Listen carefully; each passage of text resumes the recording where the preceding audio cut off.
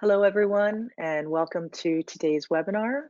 We will begin in just one more minute. We're going to allow for some folks to continue logging on. Welcome, everyone. Welcome, Colin. Hello, Christina.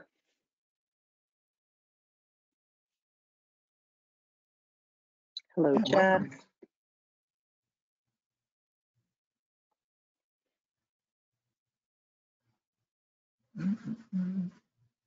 Hello, Susan. Welcome, Virginia. Happy everyone's taking a little bit of time out of their day. So welcome to the DCL Learning Series. Today we are hosting a PubMed Central Primer along with an introduction to XML.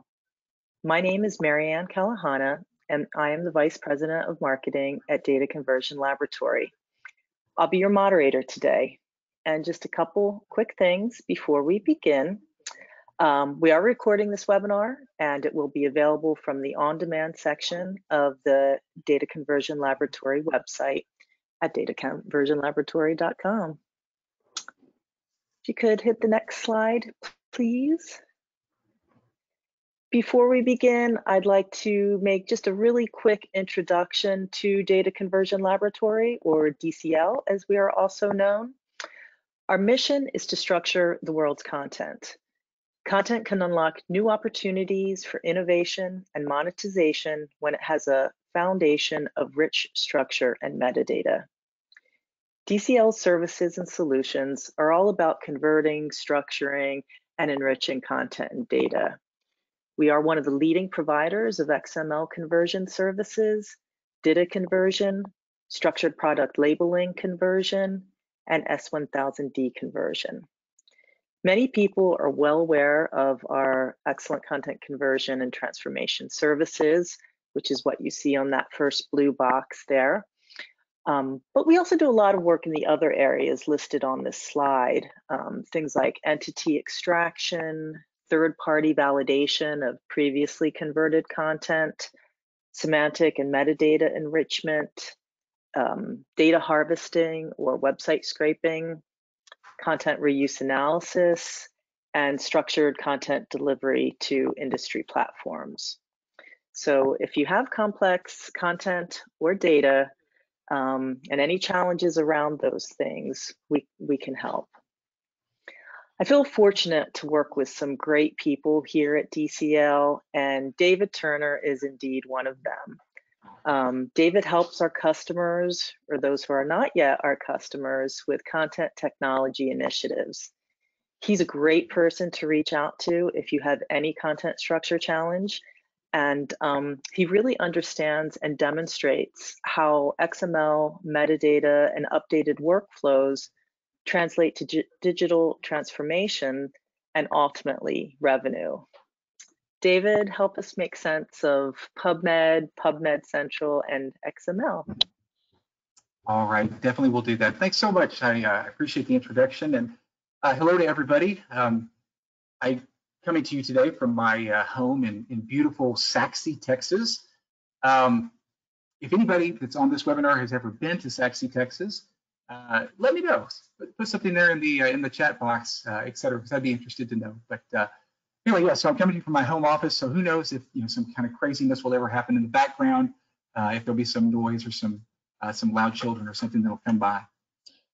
In any case, in terms of just background on this webinar, where the idea came from on this is it's really from some questions that we've gotten on a repeated basis. As Marianne alluded to earlier, DCL is in this structured content business. And what that means is that often, we're doing conversions to XML and we're making updates to metadata and things like that. And a big part of our content structure practice is really around structuring content for government repositories, right? So, for example, I think she may have mentioned we do, conversions to XML for drug listings that are going to be submitted to the FDA. That's called, SPL, or structured product labeling. We do conversion of patent document, the supporting documents that go with a patent application. for the US Patent Office. And we also do a lot of work converting content and structuring it so that it can be loaded onto PubMed Central or PMC. Because our clients have asked a lot of similar questions about this, we thought we'd put this together. And part one is about the PubMed Central process, because that's typically where the first half of the questions come around. But then part two is going to be about just XML from an introductory perspective. For some of our clients, when they come in and they're going to load onto PubMed Central for the first time, this is really their first exposure to structured content or their first exposure to XML. And so we've got some explaining that we'll do. Hey guys, well, let's just kick in and let's start here with part one, which is the part about PubMed Central. All right, so here is just a quick screenshot of PubMed Central. This is what it looks like, and I'll actually show you some of this live here in just a minute. Basically, what PubMed Central is it's an online library or a repository that's part of the U.S. National Library of Medicine. Okay, so as you can imagine, the National Library of Medicine has lots and lots of shelves of books and journals and things like that, but they also have electronic content, and they have this repository, PMC, that is maintained by them. It's actually operated by the National Center for Biotechnology Information, and I think we actually have a couple of NCBI people, or at least one, on today. So welcome, thank you for coming. This repository contains really all the full text journal articles from a particular area, biomedical and life sciences journals. Okay, so you load the journals and it's got all this content and it's available for free. And I think currently the number is like 6.3 million articles, and they go back all the way to the 1700s. Okay, just a quick look here at what it looks like. This is not it. It's supposed to be. Here we go. All right, so this is what PubMed Central actually looks like. If you want to look up a particular journal, you can go in here to the journal list. If you want to look up a particular topic, you can do that as well. I'm going to jump in here and just put in a journal that I know.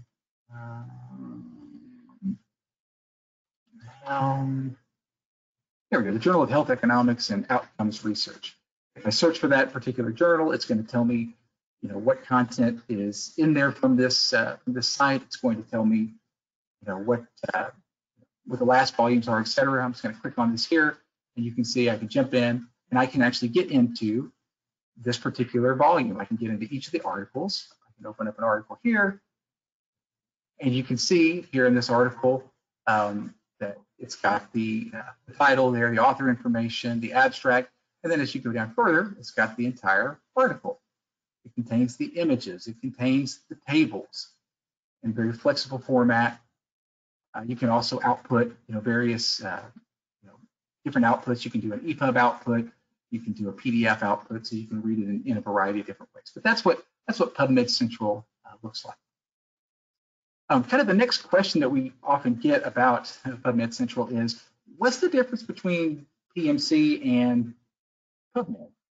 Or how is PMC different than MEDLINE? If my journal's already indexed in MEDLINE, isn't it already in PMC?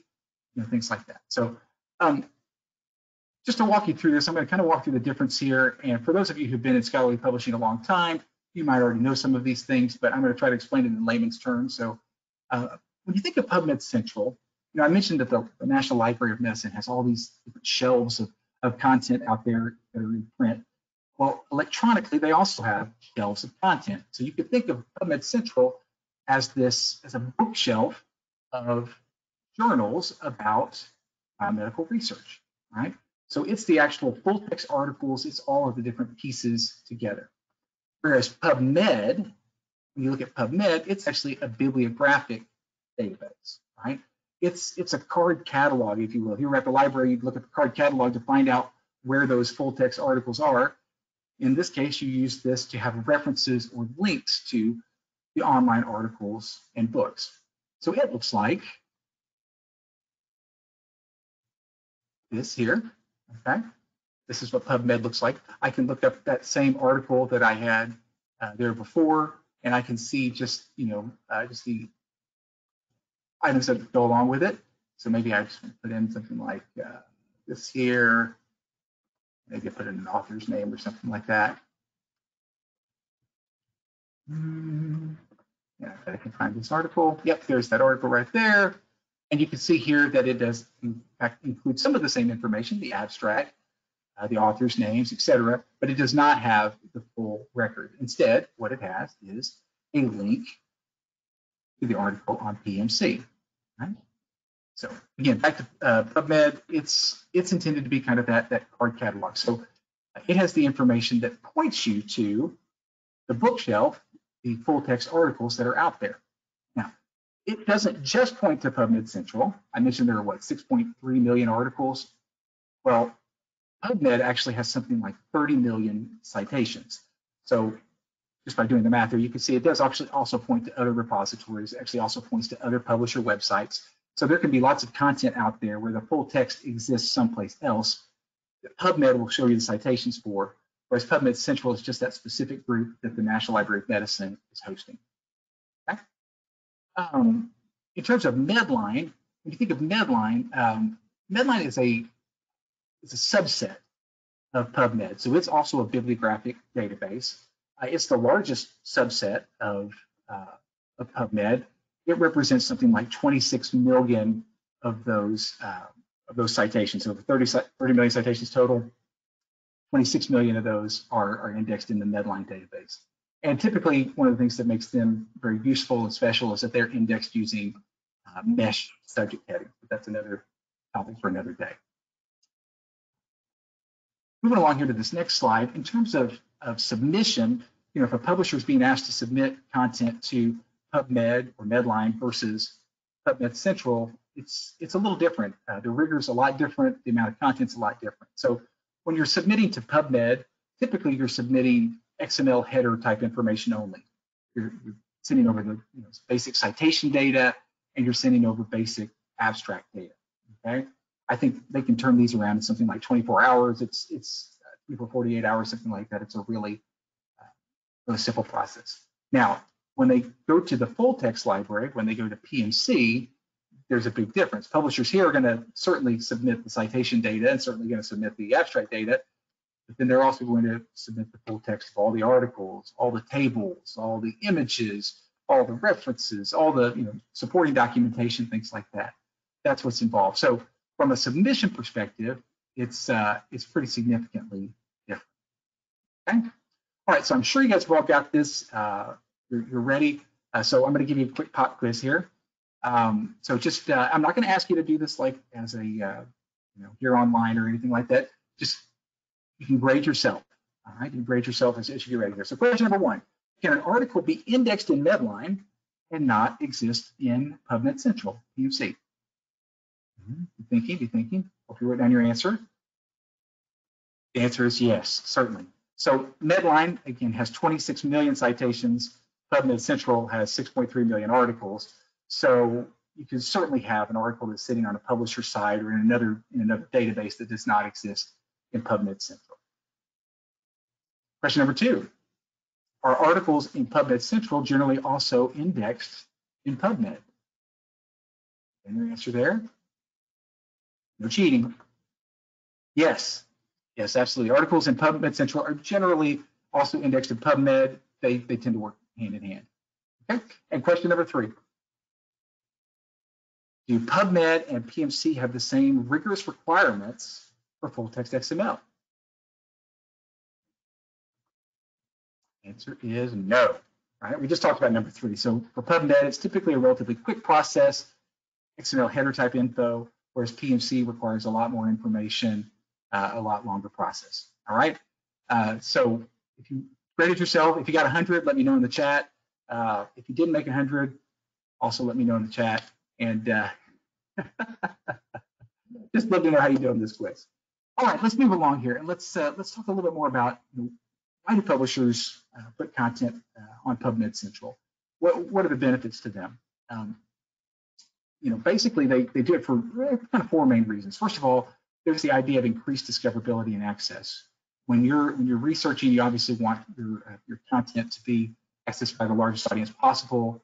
And PubMed Central is certainly the preeminent repository for this kind of information. Another great benefit is that it allows you to archive your articles really in perpetuity. Journal publishers might come, they might go, but over time, ideally, the library, the U.S. National Library of Medicine, will be there. And so this allows you to archive them, separately from, what the publisher's website might have or what some other database might have, in some way that's there for the common good. Another great one is that you get a lot of increased exposure because you're integrating with the other databases that are part of the National Library of Medicine and CBI.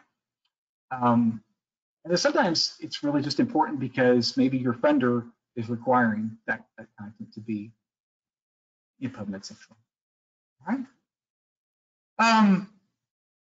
From there, let's move on and let's talk about the process itself. So how do we get a journal into PubMed Central? Well, yeah, first of all, I'll tell you, they do actually have this whole process lined up over here. And there's a website here, and we're going to give you this in, there's a handout that includes all the links to this kind of thing. But there is a process that's outlined here on their website that walks through a lot of this detail. But I'll hit it from kind of a high level here today. All right. So first of all, you've got the process of just submitting the application. Okay? Because you're submitting content here, you have to give them some basic information.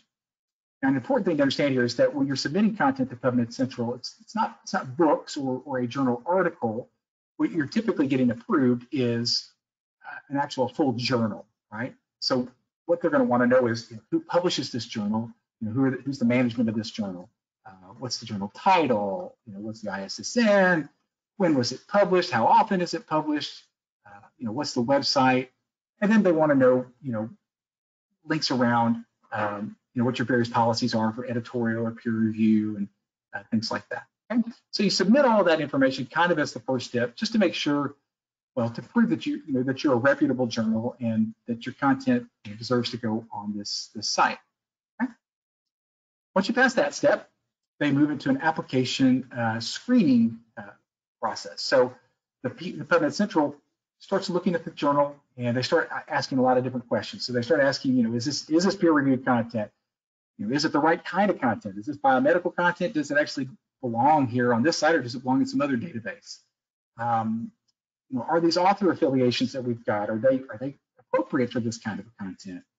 Are the article types relevant? So it's kind of a high-level first view of application screening there to give the idea of,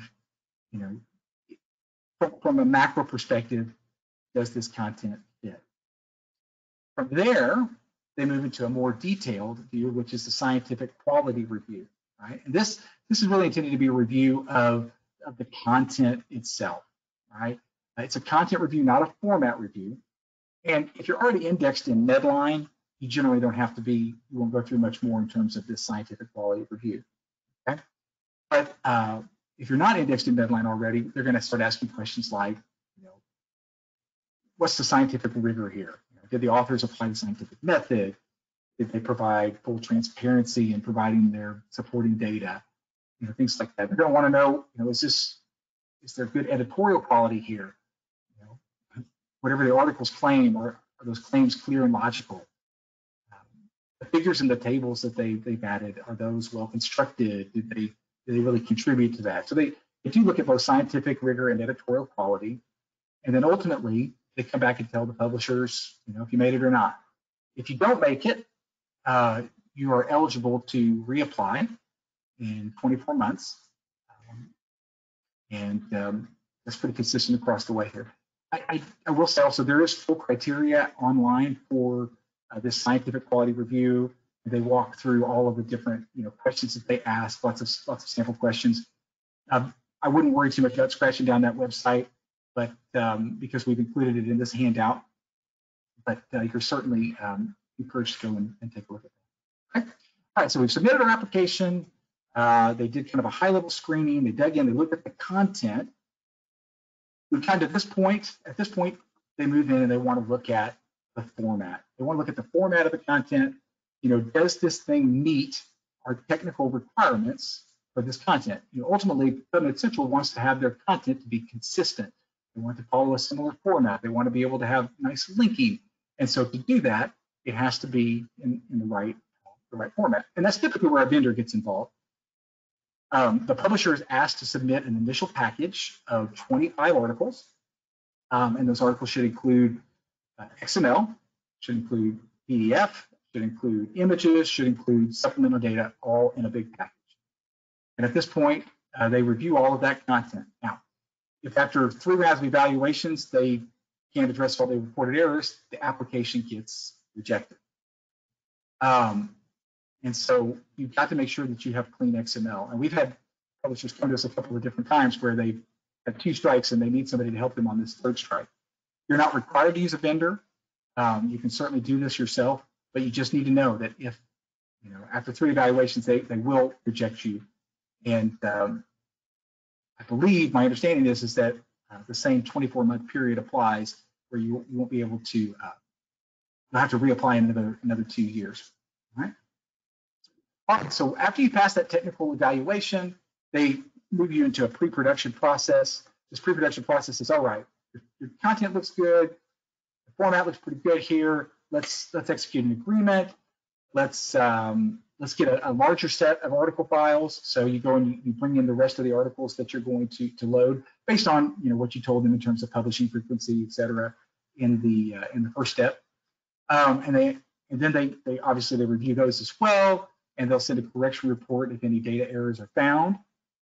And as before, if they continue to find repeated errors, they will reject your application, and you'll have to wait again to reapply. Okay. All right, so we've been through all of these processes. At that point, you kind of move into a live release phase. In the live release phase, what I'm going to show here is a workflow that is typical of what we do as a vendor. This could be different if you do it yourself, or even if you use another vendor. It just kind of depends on their process. But in general, the process that we use is the publisher will send us a PDF and a Word version of their articles. All right. We take those. Sometimes they'll send us their images separately. Other times they'll just ask us to extract the images from what they've got in these other documents. So we take those.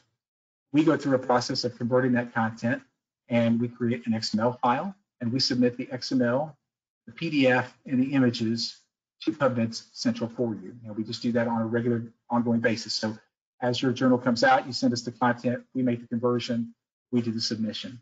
And then we'll also typically send a copy of the XML back to our client so that they can keep it for their records. Okay? And that's overall the entire process for getting a journal loaded. If you have questions on that, do put them there in the questions pane, and we'll hit them at the end. I'm happy to do that, or I could obviously talk to you afterwards as well if you'd like. All right, so still here in this PubMed Central section, let's look at some frequently asked questions. I will say that PubMed does have a really great frequently asked questions page. Here's a screenshot of it. And I'm also going to show you the link here. Again, don't worry about copying it down. We've put it in that set of links that's on the handouts there. But they do a great job of going through a lot of common questions that are out there. And if you don't really see an answer to your question, first of all, you can contact me anytime you like. But you can also contact PubMed Central directly at this email address. They're a very pleasant group to work with. They tend to get back to publishers quickly, and so feel free to reach out as well. And that comes from their website. All right, but I'm going to hit a couple of the frequently asked questions that we get. Every now and then, a publisher will ask us, why do we have to go through all this process of getting together the complete articles rather than just linking to our journal site? We've already got it up on our site. Why can't they just link to it? And the answer is really goes back to what we talked about earlier. The link is going to be on PubMed, right? The card catalog. That's already established to do links to full text on the publisher sites. The idea here is that you're having this content, this full text content, saved in a different repository, in the National Library of Medicine repository that's accessible, for all time in the future. Okay, and so they require full text articles and supplemental information. Okay? Another common question, why do they require this article in XML? I've already got a PDF, you know, or maybe I put it into HTML on my website. Why do we need to do this XML? Well, you know, there's a number of reasons why, and they do list these on their website. First of all, XML is hands down the most effective archival format. It's hardware and software independent, and so, you know, it just really works well to interact with all systems and devices. You know, example that I think of here, when I was in college, and I hate to date myself like this, but we used WordPerfect to create all of our documents. So I had all this great stuff that I had done, you know, my resume to get ready for job searching, and you know, all sorts of different documents that I saved in WordPerfect on a 3.5-inch floppy disk. And you know, 10 years later, I couldn't access those documents anymore. I didn't own WordPerfect anymore. I moved on to Word. Now I know WordPerfect's still out there, and I could dig those things up somehow if I want. But you know, the idea here is that, you know, when you put your content into specific formats that require a specific kind of reader, you limit the ability to interact with other systems. You limit the future-proof aspect of it. And so XML is really good at handling that. Another reason, XML is fantastic for readily transforming the content into, you know, whatever the best format is for a particular reading device. I mentioned on your screen, they have a link for, you know, to go to PDF. So if you're on your laptop, you want a PDF, or if you want to print something out to read it, you can print out the PDF. But if you've got an e-reader, you know, you can use, you know, you can get the EPUB version, or if you want some other accessibility features, things like that, it allows it. And then there may be readers that we don't even know about yet. XML is going to set the stage for those. For other reasons, it's a better search experience than PDF or XML because there's you know, this tagging around the different search elements. You tell the computer, hey, this is the author's name, and it recognizes that's the author's name, and it's not just the name David Turner, right? And so that allows you to really search in a much more, you know, granular type of a way. It also enables effective linking of content because we have XML set up. You know, we can go into this particular article, and you know, we can come in here and we can know what the other articles. Oh, I'm back on PubMed, not PubMed Central, aren't I? Anyway, but you can link and you can see what the other articles that this person has written are because of that XML that's around. And then kind of last here, it does provide for those accessibility features, and we'll talk about that more in a minute. But you know, accessibility is so crucial, and you've got to have good structure to your content to be able to allow for it. So, and then it leads me to my next question. And this one is a lot more common than you might expect, and that's, you know, what is XML? You know, we've started this journal, and we've been publishing, you know, now for 2 years, but we've never heard of this XML thing, or we've kind of heard of it. We don't really know what it is. It's something computer or whatever. And so that's what kind of leads into this next segment, part 2, the intro to XML. Okay? Now, when I talk about structuring content, typically I am talking about XML.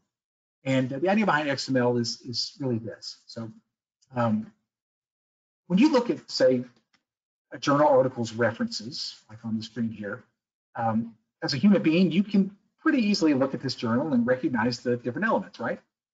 You can look at this and know that that's an author name, right? You can look at that and know that that's the name of a journal, you know? Or you can look at this and know that those are page numbers.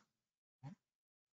But to a computer, even if they can search and they can recognize that, you know, that BAHNER is a word, it doesn't know that that's an author. It's meaningless text. So yes, if you're searching just the right thing, you can search for it, but it doesn't give the article, it doesn't give the computer any real semantic meaning, if you will.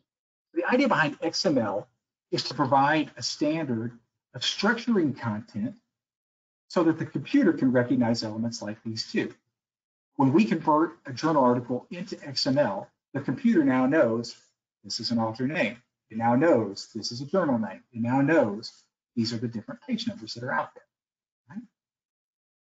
What it does is it does this through a series of hidden tags, if you will, right? So there are standard XML tags kind of running behind the scenes that you'll see with an opening tag and a closing tag. The closing tag you see is different there. It has the slash in it or backslash. I can't remember which one you call that. But anyway, so the idea here is that when you see those tags, like you see surname here, that lets the computer know, hey, the text that's in between these two sets of brackets, that's the author's surname. The next one, that's the author's given name. Or if you go down a little further, this is the source of that reference. These are the page numbers that are relevant to it. Okay? So we create these tags kind of behind the scenes so that the computer knows what all these different pieces are. Okay? And then just to clarify, I mean, for the most part, your readers aren't going to see these tags. Typically, your humans are still going to see, the HTML or the PDF printout or something like that. But what we do is we set it up where the computer can see these tags so that we can enable a lot of that functionality that we talked about before. Which then leads to the next question: how do we know what tags to use? Can we just make up tags? How do we know what tags to use? Well, the answer to that comes in the idea of XML specifications or specs. Okay? And different communities have different specs. The idea here is that XML specs will allow you to create the elements in a standardized way with elements that are common to a particular publication or publishing community. There is a great presentation on this by my mentor, Bill Kasdorf, and about XML specs. It's a few years old, but it's still a fantastic presentation. The slides, I think I put a link to them on there. If you have trouble finding them, let me know, and I can always hit up Bill and get those as well. And he may have more updated ones than this, but this was kind of a transformational one for me a few years back. But in any case, let's just use the example of the journal article. Okay, certain things are going to always be important when you're tagging a journal article. As I mentioned before, you care who are the authors, right? You might have a volume, number. You might have certain citations. You might have page number, right? So certain things are always important to a journal article. So for this, there's a community out there that developed a suite of tags for journal articles. That's called the Journal Article Tag Suite, right? We use JATS as our specification when we're loading content that has to do with journals like this, with scientific journals like this. I got a little link here. You can go here to the JATS website, and you can look up and see what all these different elements are. All these are the standard tags that you're supposed to use when you create your content. Okay. Again, don't worry about this. These tags are in the handouts as well. All right, but the idea behind specs, I want to kind of show a different example. I mentioned a particular kind of publishing community. So if you're trying to create a journal article, JATS is going to make a lot of sense. But let's think you're trying to create a reusable section of technical documentation. I think we have some non-scholarly publishers that are on here. Maybe you're trying to create educational content, or maybe you're trying to create a clinical trials protocol in the pharma industry, and you want to be able to reuse this kind of content. Well, you're probably not going to care about the volume number of something. That's an element that doesn't really matter. And honestly, because of the fluid nature of modular topics, you're really probably not going to care very much about page numbers either. So, those elements might not be all that important. What might be important, though, is being able to distinguish between a topic title and a section title. Do I want to reuse the whole topic? Do I want to reuse just part of that topic? So there are elements in this community that allow you to have, a distinction between the topic title and the section title. Or maybe you want to do conditional text. One of the things that you see a lot with technical documentation is the idea of being able to reuse the content for maybe a different audience. So you might create a technical documentation that is 80% the same, but 10% is different because some of your audience is novice and some of your audience is experts.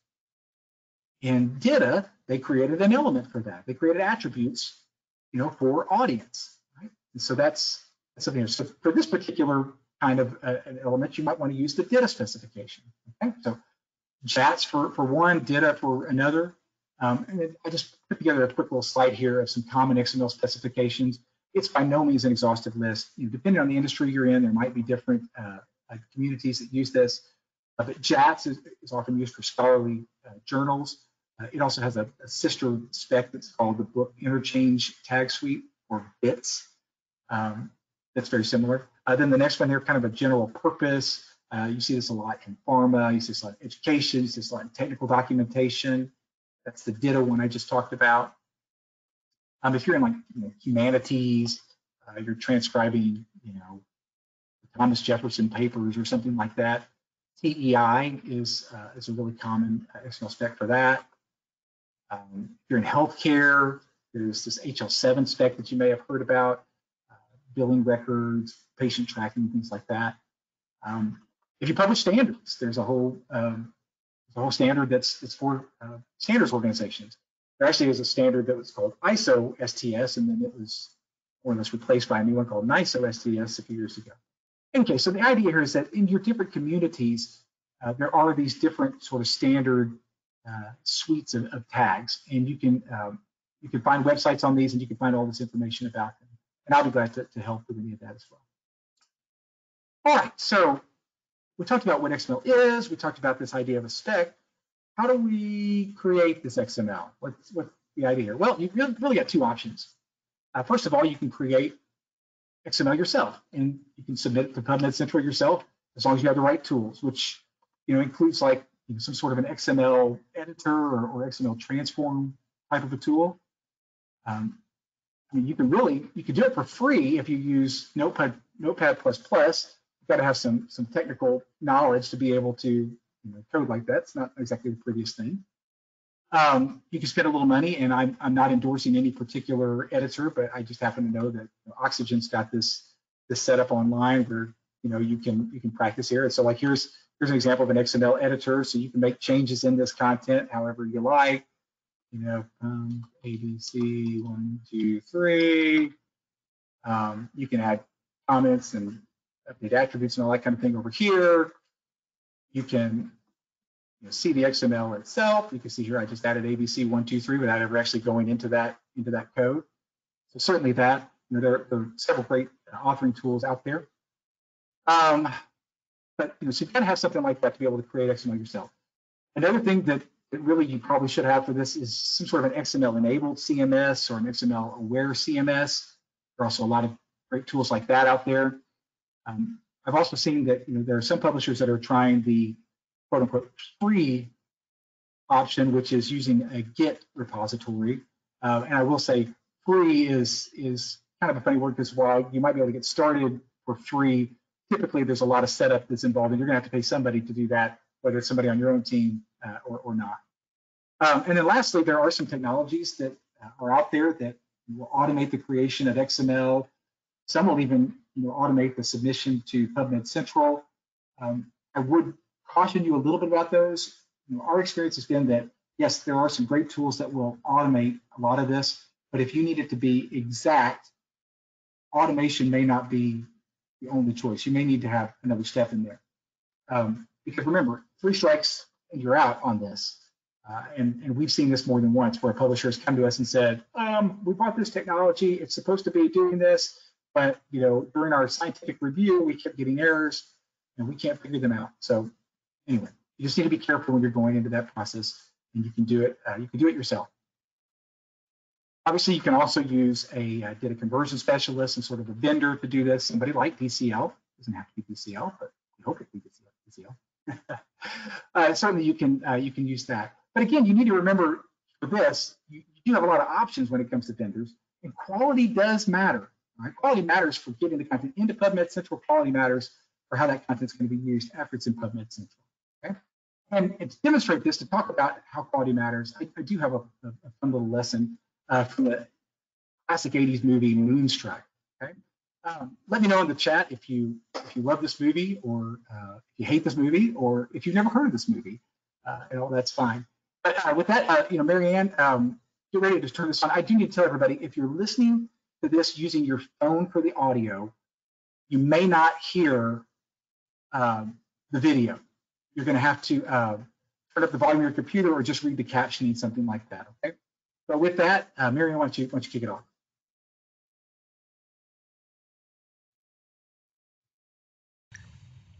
Well, Mr. Castorini, what do you think?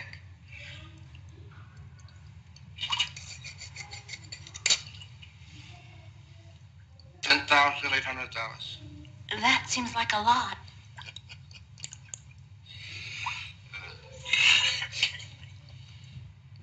Look, there are three kinds of pipe.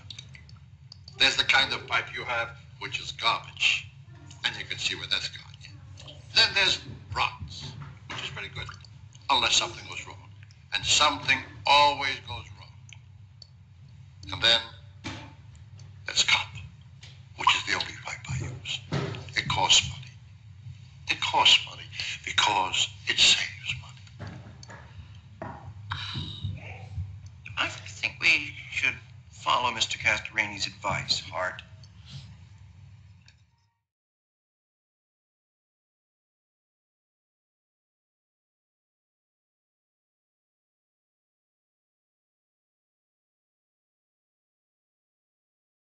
There we go. Okay, back to you, David. All right. All right, so I hope you enjoyed that. You know, obviously the idea here, we don't sell any copper pipe, but we do want to impress by you, the quality does matter, right? And the idea here is that, you know, the message you can take away from this is that I think we should follow Mr. Castorini's advice. Quality XML costs money because it saves money, right? And we've got countless examples of this where publishers have taken a less expensive route to try to get their XML, and they come to us later and said, we need to fix this, and there's a lot bigger pain on the back end. So, all right, with that, just going to finish up a few things here. Well, you know, might hit on kind of the why of XML, some of the great benefits. We did hit on this a little bit during the PubMed Central part of the program, but I thought I would hit on it a little bit more right here. Some benefits here. You've got this kind of XML structure behind the scenes. No matter what industry you're in, you're really going to see a lot of benefits. First of all, the idea of interoperability, simplified data sharing. So the XML makes the text readable by a computer, which makes it actually easy to share with other computers. And because it's software and hardware independent, it can easily adapt between systems. So that's kind of one really great benefit for why XML makes sense as opposed to having a lot of PDFs laying around. Second of all, the whole idea of search. XML tagging makes it easier to automatically parse the content of an article, right? To parse the different pieces, which really helps when you try to get into more detailed, more focused, or more filtered type of searching. You know, if that content is in, you know, Word or PDF, you just don't have that same kind of ability to find things fast. Another great benefit, the idea of multi-channel publishing from a single source here. So with XML, instead of creating your content in a lot of different ways, you can create that in XML, and then you can automatically, from there, get your outputs through various transforms as needed. If you need a PDF, if you need a print-on-demand file, if you need you know, HTML for the website, if you need an EPUB, if you need, you know, whatever, you've got it because it's in that XML, and you don't have to go and recreate it each time. You run a simple transform, and you've got the new format. Accessibility. You know, I talked about accessibility a little bit.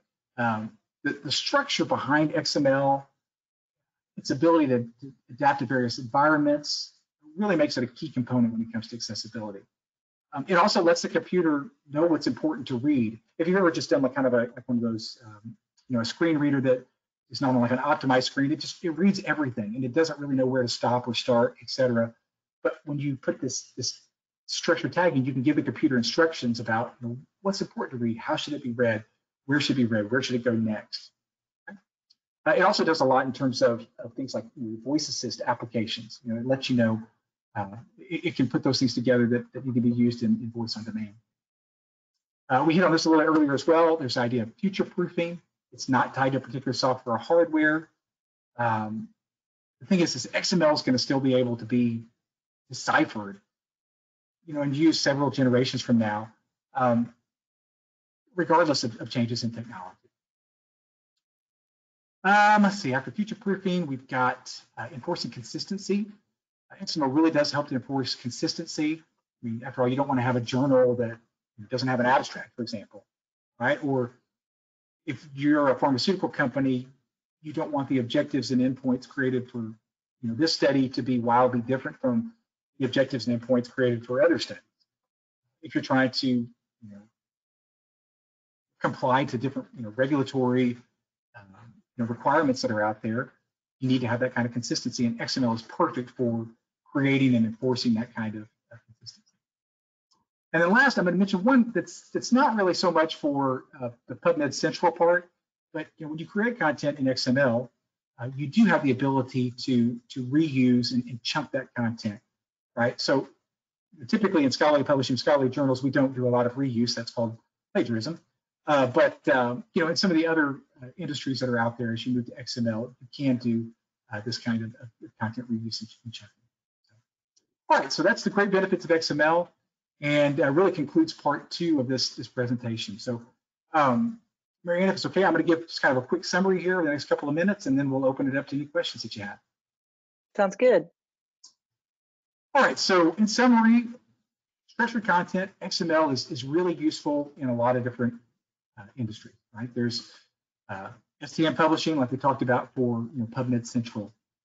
Educational publishing really makes a lot of sense, especially if you've got a lot of content to reuse. That can be really useful. Technical documentation is the same way. If you're in pharma, the move towards structured documentation has been really picking up speed over the last couple of years, and that's something that we're helping some pharma companies out with. Healthcare, XML makes a lot of sense for healthcare and healthcare records. Financial services, we're seeing more and more standards in and around how financial information is reported, how it's shared, et cetera. So one thing I want you to take away from this is that XML is useful in all these different ways. Another takeaway is that there are a lot of benefits, and we just covered all of these, so I'm not going to go through them individually. But there are a lot of positives. Another key point I want you to get is that using XML, creating the structured content, it doesn't have to be difficult. Don't wash your hands of it and think, that's impossible. It's something you can do, but it can really help to have a partner for this kind of thing. So again, it doesn't have to be DCL, but DCL would be glad to be that partner. And then last here, the PubMed Central submission process doesn't have to be difficult either. And again, it can help to have a partner. And we'd be glad to talk to anybody about that if they need. So, in any case, I'm going to just show you here that I do have a page here of resources. All of these links are in that handout that we provided. If you want to try to write down a couple of things, what they are here, you certainly can. And then Marianne, we can move over and answer whatever questions we might have received. Well, thank you, David. And just to clarify, everyone, there is a section on your GoToWebinar control panel that is called Handouts. And if you click on that arrow, you should be able to access a PDF that we put together with all of David's great consolidation of the PMC links and other content that might be useful. So we do have a couple questions, and David, the first question, I think it's interesting because the terms PubMed Central and PubMed are confusing. I'm going to read the question, but if I understand it right, I think 2 of the terms should be swapped. So it illustrates why this landscape is a little bit just kind of confusing with the terminology. So the question is there a way to have an article in PubMed before it is indexed in PMC? So I think that should be flipped. Is it possible to have an article in PMC, PubMed Central, before it is indexed in PubMed? Typically, it is possible to have an article cited in PubMed and not have that article exist in PubMed Central yet. That is entirely possible. You won't find a case where, you typically won't find a case where an article has been loaded and submitted, and the journal has been approved for PubMed Central and not be also in PubMed, because typically when they do the PubMed Central process, they also index it for the other major databases, MEDLINE, PubMed, et cetera. Okay, and so related to that, If a journal is already indexed in PubMed Central and interested in applying for MEDLINE, will there be any additional technical requirements or data submission once accepted? Or do the XML files sent to PubMed Central handle both indices? Yeah, that's a good question. And you know, in general, when you put when you submit the content to PubMed Central, they're also going to take the step of making sure that it's indexed in the appropriate place in PubMed and into MEDLINE. You should not have to do a separate application. Typically, when we work, we get it the other way around, where something's been in MEDLINE or PubMed Central says, hey, get it indexed in MEDLINE first, and then we'll do PubMed Central after that. But typically, you don't have to do a separate application. And if you do, the application for MEDLINE and for PubMed are really simple. And if you already have the information from PubMed Central, literally it's you click a link and you upload content. So, but in general, you shouldn't have to do that. Thank you. So another question: if this publisher is submitting Word and image files for all submissions to PubMed Central, could they just send an XML package to an FTP site, to an FPC site instead? Okay, so they're loading content to PubMed Central themselves. I'm not sure. That's how I understand it. We, a publisher, submit Word image files for all submissions. Could we just send XML packages to an FTP site for submissions instead? Well, you've got to load to the PubMed Central platform, and typically as part of your package, you have XML and the images. I'm not sure I understand the question exactly. Ordinarily, if you're loading to PubMed Central, you wouldn't just load Word documents and images. You have to load a package that includes XML and the PDF of the article and all the image files. And we typically load those to the PubMed's platform. It's not a simple FTP process. Now, if they're wanting to work with us, and they can load something to our FTP, and we can help to convert that and submit it to PubMed Central for them. I'm sorry whoever asked that question. I hope that makes sense. I didn't fully understand it, but if you want to contact me afterwards, we can certainly walk through it in more detail. Here's another question. How quickly can DCL generate XML for a journal submission to PubMed Central? That's another good question. I mean, normally, normally we don't put a specific time frame on it, but it's something that can be turned around. Well, normally I think we turn it around just in a few days. It's something that if the need is there, we can turn around really faster than that as well. I don't want to put our production people on the spot, so I'm not going to give any exact guarantees. But yeah, it's usually a period of days, not a period of several weeks or months or things like that. Yeah, and I do remember when the pandemic just started, there was a period where we had some really rush COVID-related articles that I think our team was working over the weekend to continuously get those submitted to PMC. Yeah, absolutely. I mean, we're willing to do whatever it takes to get it done in time. And usually, that's one of the first questions that we'll ask when a publisher comes is, what time frame are you looking at here? Where are you in this PubMed Central process? How can we help you in the best way? And a lot of times there's no real time constraint. Other times it's been, well, hey, we've been through our application and we've had 2 strikes.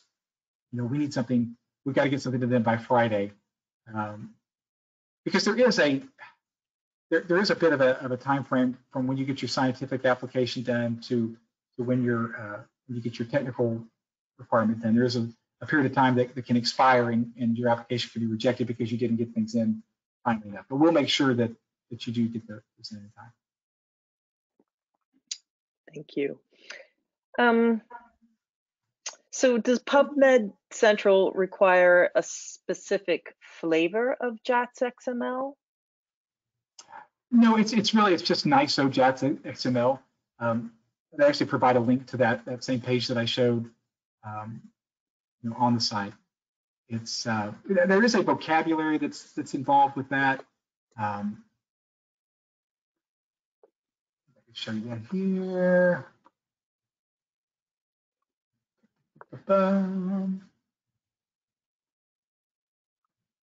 I had it here somewhere, but here, that might be it. Yeah. So you use an JATS journal publishing tag set, and you use that to conform to the PMC style. And they do have as it says here on the screen, they do have a style checker that you can run to make sure that it does validate. And I think this is our last question. Does PubMed Central only accept journal articles, or does it accept books, monoliths, and chapters as well? My understanding is that it only accepts journal articles at this time. Now, the National Library of Medicine accepts book chapters and other pieces as well. But PubMed Central, my understanding is that it is, in fact, journal articles, unless that has changed recently. I don't think so.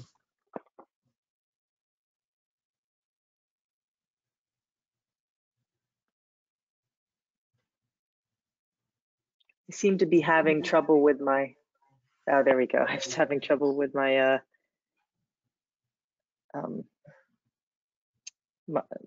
my audio. Forgive me for a moment.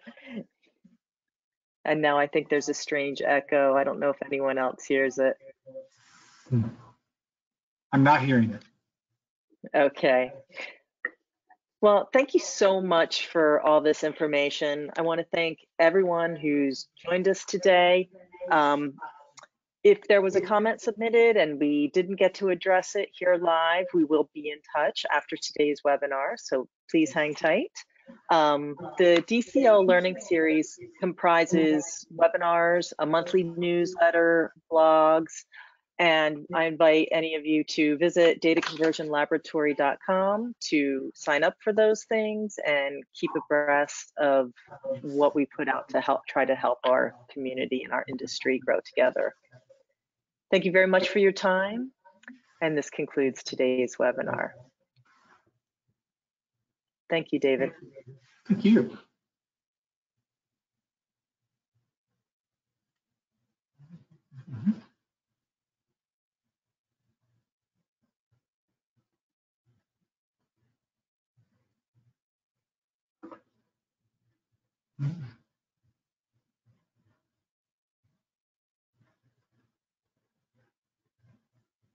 All right, are we good?